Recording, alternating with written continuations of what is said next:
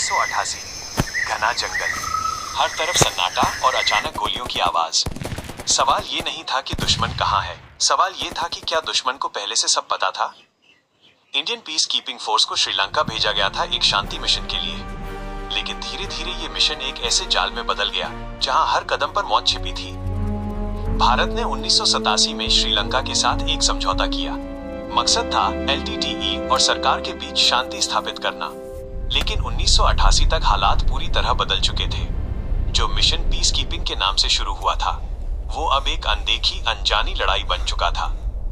सबसे खतरनाक बात क्या थी? अधूरी और गलत इंटेलिजेंस। जमीन पर मौजूद जवानों को ये नहीं पता था कि असली दुश्मन कौन है और कौन दोस्त। गांव वाले जो दिन में सामान्य लगते थे, रात होते ही हथियार उठा लेते थे। जंगलों में छिपे एलटीटीई लड़ाके हर मूवमेंट को ट्रैक कर रहे थे, जैसे उन्हें हर प्लान पहले से पता हो। आईपीकेएफ को बताया गया था कि एलटीटीई कमजोर हो चुका है, लेकिन असलियत इससे बिल्कुल उलट थी। उनके पास आधुनिक हथियार थे, मजबूत नेटवर्क था और सबसे बड़ी बात, उन्हें इलाके का हर कोना पता था। भारतीय सैनिक अनजान जमीन पर लड़ रहे थे, बिना सही मैप्स के, बिना क्लियर टारगेट्स के।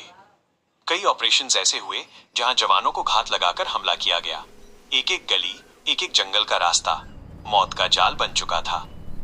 सोचिए, जब आपको ये ही न पता हो कि सामने कौन है और पीछे कौन, तब हर कदम कितना भारी हो जाता है। कई बार ऐसा हुआ कि इंटेलिजेंस इनपुट्स देरी से पहुंचे या अधूरे थे। जवानों को ऐसे इलाकों में भेजा गया जहां पहले से दुश्मन तैयार बैठा था, और फिर शुरू हुआ एक ऐसा संघर्ष जिसमें सिर्फ गोलियां ही नहीं, बल्कि भरोसा भी टूट रहा था। आईपीकेएफ के हजारों सैनिकों ने अपनी जान जोखिम में डाली, सैकड़ों ने जान गंवाई। हर ऑपरेशन के साथ ये सवाल और गहरा होता गया, क्या ये मिशन सही जानकारी के बिना शुरू किया गया था? राजनीतिक दबाव, स्थानीय जटिलताएं और अधूरी जानकारी, इन सब ने मिलकर इस मिशन को और उलझा दिया। धीरे धीरे ये साफ होने लगा कि ये सिर्फ एक सैन्य ऑपरेशन नहीं था, ये एक ऐसी भूल भुलैया थी जहां हर रास्ता और खतरनाक बनता जा रहा था।